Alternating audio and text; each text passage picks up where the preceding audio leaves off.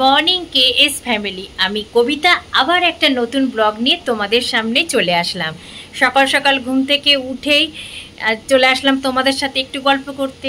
আজকে ছুটির দিন, সবাই বাড়িতে আছে, তাই ঘুম থেকে উঠতেও আমার একটু দেরি হয়েছে।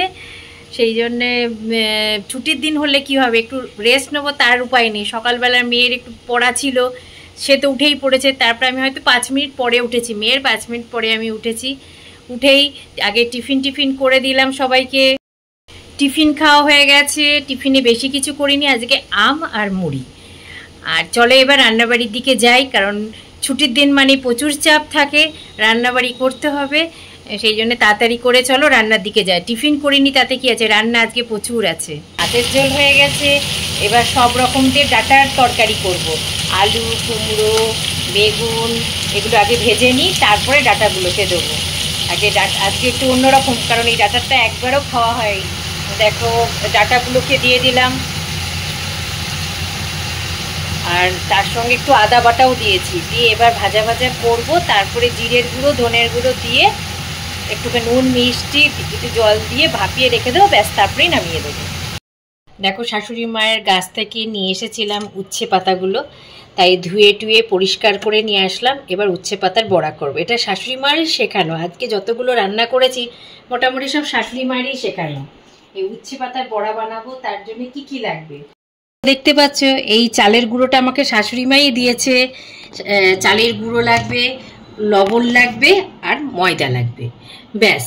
এই বেশি কিছু উপকরণ না, এই 3টে উপকরণ দিয়েই হয়ে যাবে আজকে উচ্ছে পাতার বড়া। দেখো সব দিয়ে দিয়েছি, ময়দা, চালের গুঁড়ো, লবণ দিয়ে। এবার এটাকে ভালো করে মেখে এবার মচমচ করে ভেজে নেব। অল্প করে ভেজে রাখছি, আর খাওয়ার সময় তারপরে ভেজে নেবো। আবার কড়াইতে তেল দিয়ে দিয়েছি, তেলটা গরম হয়ে যায়, তারপরে এগুলোকে দিয়ে দেবো।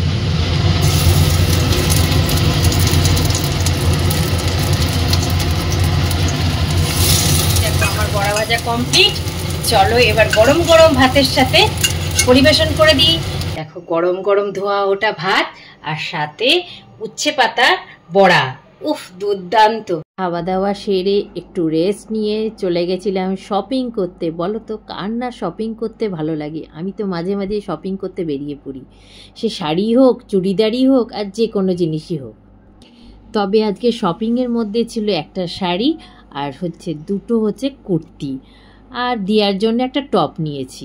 এই যে বাড়িতে ঢুকলাম, এখন অনেক কিছু জিনিস নিয়ে একবার রুটি হাতে করে চলে আসলাম। স্যার বললো যে আর রুটি করতে হবে না, রাত হয়ে গেছে। সেই জন্য রুটি নিয়ে একেবারে চলে আসলাম। টুকটাক জিনিস কিনলাম, পরে তোমাদের দেখাবো। একসাথে অনেক কিছু দেখানোর আছে।